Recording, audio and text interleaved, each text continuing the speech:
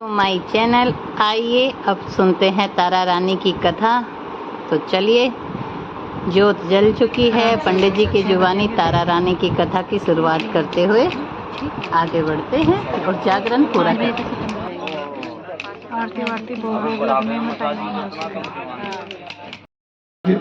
दिन रात माँ से विनती करते थे कि माँ जी मेरे घर में कोई संतान नहीं।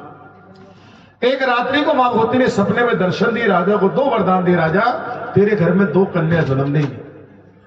पहली कन्या जिस दिन तेरे घर में जन्म लेगी, तेरे सारे काम सीधे होने लग जाएंगे, राजपाट तेरा बढ़ने लग जाएगा, वो कन्या तेरे नाम को रोशन करेगी। लेकिन जिस दिन तेरे घर में दूसरी कन्या जन्म लेगी, सारे काम तेरे उल्टे होने लग जाएंगे, तेरा राजपाट सब उलटपट हो जाएगा। अब राजा का सपना जो वो टूट जाता है। तो कुछ समय निकला, राजा के घर में पहली कन्या ने जन्म लिया। कहते उसके जन्म लेते सारे काम सीधे होने लगे, राजपाट बढ़ने लगा और वो कन्या इस्माजी के नाम की पुजारन बनी। उस कन्या का नाम रखा गया तारावती। कह दो जरा प्रेम से, जय माता दी। एक बार और कह दो, जय माता दी। जो मैं बोल रहा हूँ समझ आ रही है? सब समझ आ रहे हैं? पहली कन्या का नाम रखा गया लेकिन दूसरा वरदान भी पूरा हुआ। कुछ समय निकला, राजा के घर में दूसरी कन्या ने जन्म लिया। अब कहते उसके जन्म लेते ही सारे काम जो थे वो उल्टे हो गए, राजपाट पलटने लगा। राजा को सपने वाली बात याद आ गई। उसने सब जोशियों को बुलाया, पंडितों को बुलाया कि आओ इस लड़की की जन्म कुंडली मुझे बताओ, ये कन्या कैसे मेरे कुल को कलंक लगाएगी। पहले जमाने के अंदर पंडित तो बता दिया करते थे। पंडित ये बताते हैं, राजा ये कन्या पिछले जन्म से एक श्राप लेकर के आई और जाकर के नीचों के घर में जाकर पलेगी, तेरे कुल को ये कलंक लगाएगी। वो क्या बताते हैं उसके पिछले जन्म की कहानी। कि राजा एक समय की बात, ऋषि पुत्रों ने आश्रम में यज्ञ रचाया। कहते उस यज्ञ में उन्होंने सबको बुलाया, लेकिन वो दुर्वासा ऋषि को निमंत्रण देना भूल गए। और हमारा हिंदू समाज ये कहता है कि दुर्वासा ऋषि बहुत क्रोधी ऋषि हुए। उनको ये मालूम पड़ा, बहुत क्रोध आया, उन्होंने एक पक्षी का रूप बना लिया और यज्ञ में विघ्न डालने के लिए पहुंच गए। अब रास्ते में जंगल मिला, जंगल में मरा हुआ सांप मिल गया। वो सांप लेकर को जो यज्ञ में क्या देखते, एक तो खीर का प्रसाद बन रहा था जिसको कोई देख नहीं रहा था, जिसको कोई देख नहीं रहा था। वो सांप लिया, उस खीर में डाल दिया। ये सोचकर वापिस हो गए कि मैंने ये प्रसाद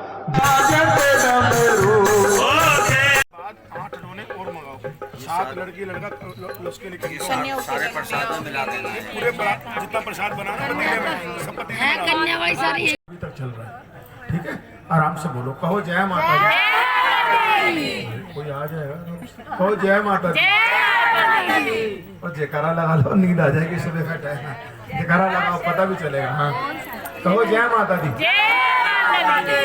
टेंशन मत लो, मैं जल्दी 10 बजे से पहले करूंगा, चिंता मत करो, टेंशन मत लो, बिल्कुल जयकारा लगाओ। अब राजा देखो वही कन्या बनकर तेरे घर में जन्म लेकर के आई है। सुना राजा ने, बड़ा दुखी हुआ, कहने लगा पढ़तो इसका इलाज बताओ। पंडित कहने लगे, राजा तो उस कन्या की हत्या करवा दे।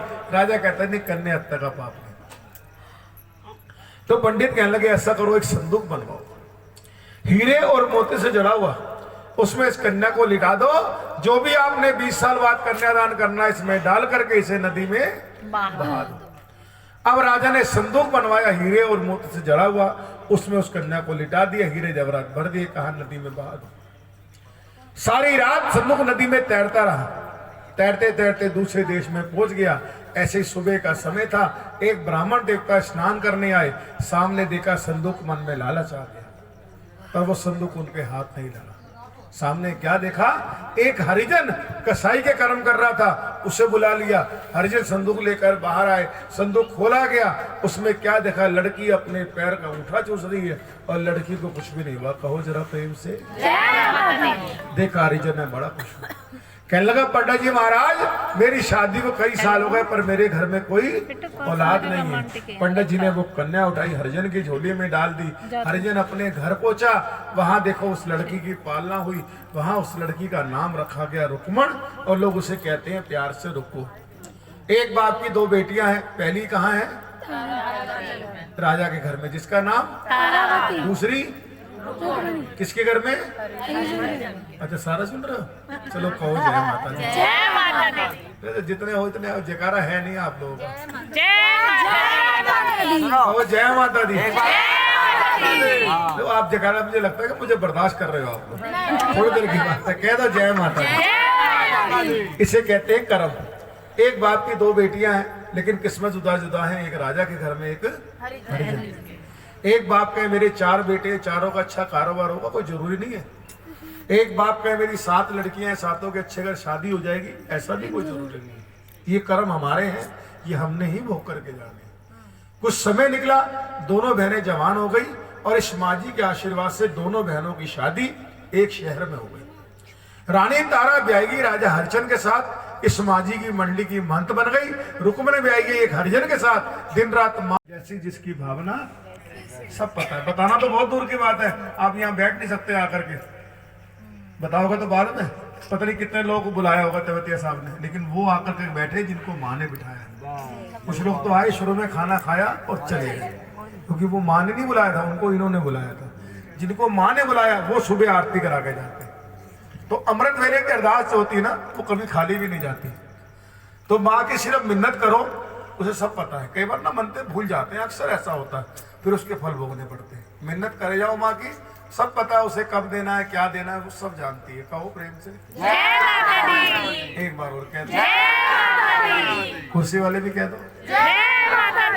वीआईपी लोग अमृत वेले के अरदास कहते माँ के चरणों में लगी। रुक्मन के घर में लड़का हो गया, लेकिन वो भूल गई मैंने कहा जागरण। एक दिन लड़का इतना बीमार हो गया कि सबने जवाब देते लड़का नहीं बचेगा। तो रात्रि को हनुमान जी ने याद दिलाया, रुक्मन जागरण करा ले, लड़का तेरा ठीक हो जाएगा। अब सुबह उठी, मंदिर पहुंच गई, जाकर भक्तों से कहने लगी चलो जागरण करो मेरे घर चल के। भगतजन कहने लगे तेरे घर जागरण नहीं करेंगे, तू जाति की हरिजन है, हम जाति के ब्राह्मण हैं। रोते ही बाहर आ गई, मंदिर के बाहर खड़ी हुई रो रही है। वहां से एक नाई निकला जिसका नाम था सैन। देखा रुक्मन रो रही, पूछा बहन क्या बात है। रुक्मन ने बता दिया मैंने माँ जी का जागरण कराना है, पर ये भगतजन मेरे घर चलने से इनकार कर रहे हैं। सैन ने कहने लगे ऐसा करो, इस मंडी की महंत है वो है रानी तारा, जाओ जागरण कराएगी, रानी तारा कराएगी।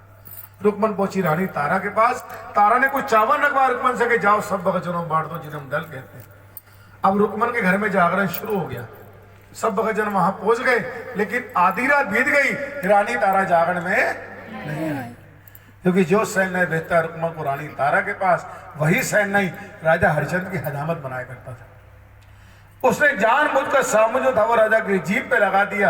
राजा क्रोध में आ गया, सैन तुमने ये क्या किया। सैन्य कहने लगा राजा जी एक सामुन लगने से आपका धर्म भ्रष्ट हो गया, जब आपकी नारी रात को जाके हरिजनों के घर प्रसाद खाएगी। अब राजा विचार में पड़ गया, वो रानी को रोक नहीं सकता, रोकता वचन टूटता नहीं, रोकता धर्म भ्रष्ट होता। पड़ गया विचार में, पूछा सैन्य से। सैन्य ने अपना उस्तरा उठाया, राजा की उंगली काटकर उसके ऊपर नमक बांध के ऊपर से पट्टी बांध दी। चिल्लाने लगा दर से, सैन तुमने ये क्या किया। सैन नहीं कहने लगा राजा जी जब तक ये नमक रहेगा उंगली पर आपको नींद नहीं आएगी, और जब तक आपको नींद नहीं आएगी रानी तारा आपको छोड़ के जागरण में नहीं आएगी। घर पहुंचे, रानी तलवार की धार लगाते उंगली कट गई। ये पट का सिराना दो। राजा लेट गया, आधी रात बीत गई, राजा को नींद नहीं आ रही। रानी इस माँ से विनती कर रही, माँ जी आओ, मैंने आपके नाम के डल लिए, मुझे जागरण में जाना है। तब माँ भगवती ने आला, क्योंकि देखो घर में आप चाहे 5 बजे सो, घर में शायद सो जाओ 6 बजे, चाहे सो रात को 12 बजे, लेकिन जो सुबह 3 बजे से लेके जो 7 बजे की नींद होती है ना, वो बड़ी प्यारी होती है ना।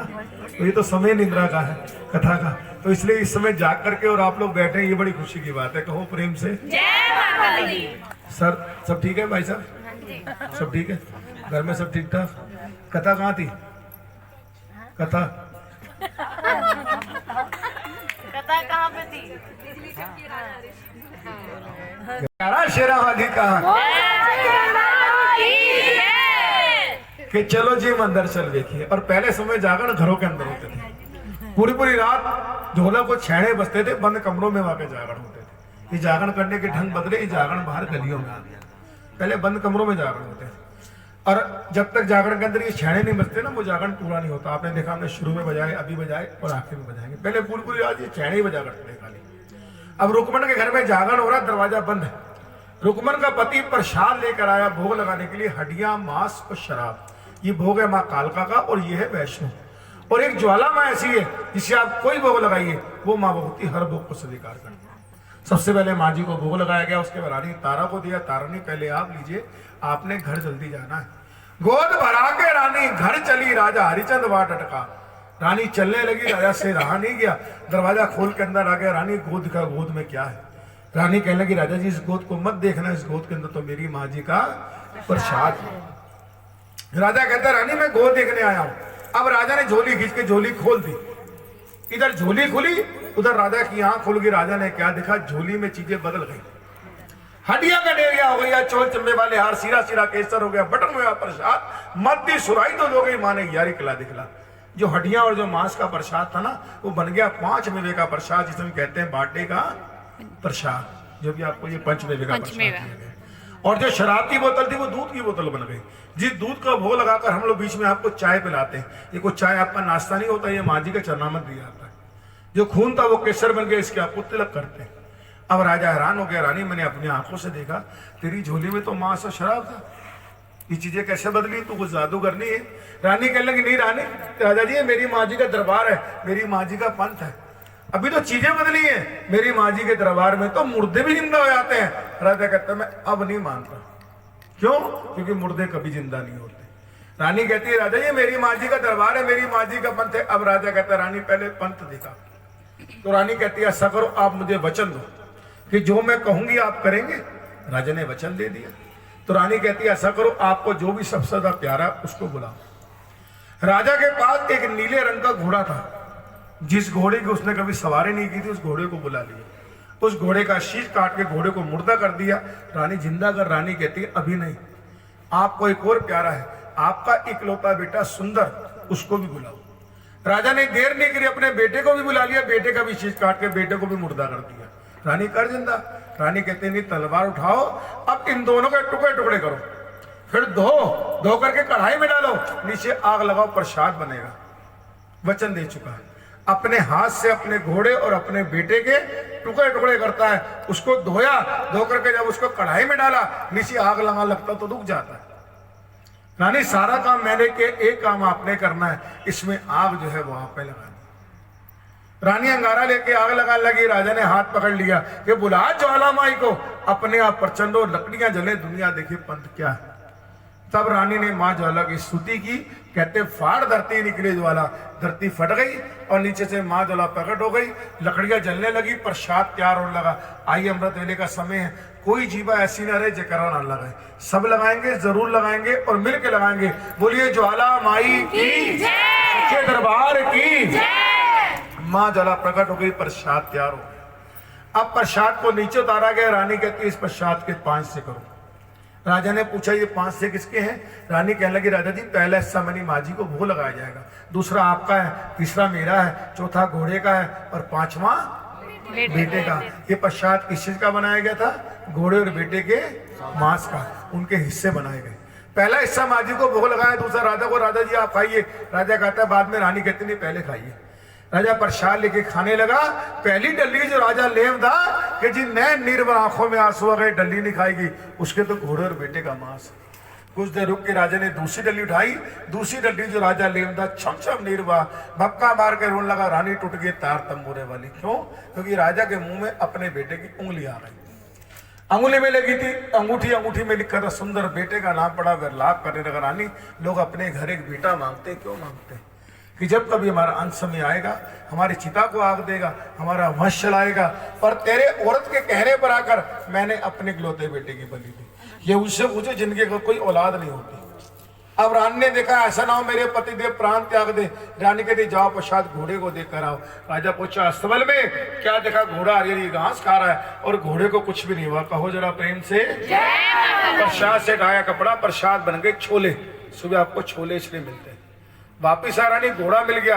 अगर बेटा मिलेगा तो मानूंगा महारानी का दरबार सच्चा है। रानी कहती जाओ प्रसाद बेटे को देकर आओ। पहुंचा महलों में, बाहर से आवाज लगाई बेटा सुंदर, कोई आवाज नहीं आई। दूसरे आवाज लगाई बेटा सुंदर, फिर कोई आवाज नहीं आई। तीसरी आवाज लगाई बेटा सुंदर, अंदर से आवाज आई आया पिताजी। लड़का दौड़ता हुआ आता है और राजा के गले लग जाता है। अब को भक्तों प्रेम से। प्रसाद से ढाया कपड़ा, प्रसाद बन गया हलवा। सुबह आपको हलवा इसलिए मिलता है।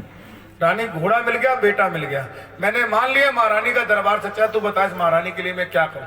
रानी कहने लगे ऐसा करो एक मंदिर बनवाओ जिसमें दोनों प्राणी पड़े रहेंगे, अंत वेला साडा खीर होवे, पड़े रहे दरबार विच और ये सामने तेरी तस्वीर होवे। कि जब भी हमारा अंत समय आएगा हम लोग माँ जी के चरणों पड़ेंगे, सीधा स्वर्ग धाम को जाएंगे।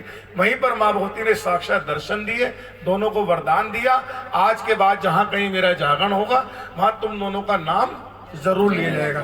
जिस जागरण में कथा नहीं होगी वो जागरण संपूर्ण नहीं होगा। आप लोग दरबार जाते हो वैष्णो देवी, वापसी में अगर भैरव जी को करना हो वो यात्रा सफल नहीं होती। उस तरह से जागरण में ये कथा नहीं होती, वो जागरण भी संपूर्ण नहीं। तो ये तारणी कथा थोड़ा बहुत जो बुजुर्गों से सीखा है आपको सुनाया है, कथा सिर्फ यही है बस। इस कथा को थोड़ा लंबा करने के लिए हम जयकारे ज्यादा लगा देते हैं, थोड़ी स्पीड हल्की कर देते हैं, कथा लंबी हो जाती है। फिलहाल समय और वातावरण को देखते हुए ये कथा आपको सुनाई है, कथा यही है बस। अब इसके बाद आरती होगी, आरती के बाद आपको प्रसाद मिलेगा। एक जयकारा लगा दो और जयकारा इतनी जोर की लगाना कि जितने अड़ोसी पड़ोसी चले गए वो सारे आ जाए, कम से कम प्रसाद ले जाए, है ना। दुख सुख में पड़ोसी बड़े काम आते हैं। जरा मिल के जयकारा लगाओ, सच्चे दरबार की दिखना। बहन जी कोई आ रहा है? आ रहा है? अच्छा नहा दो गया है, हाथ धो गई। एक बार और लगाओ, सच्चे दरबार की। हाँ अब अपने स्थान पे खड़े हो जाइए सब।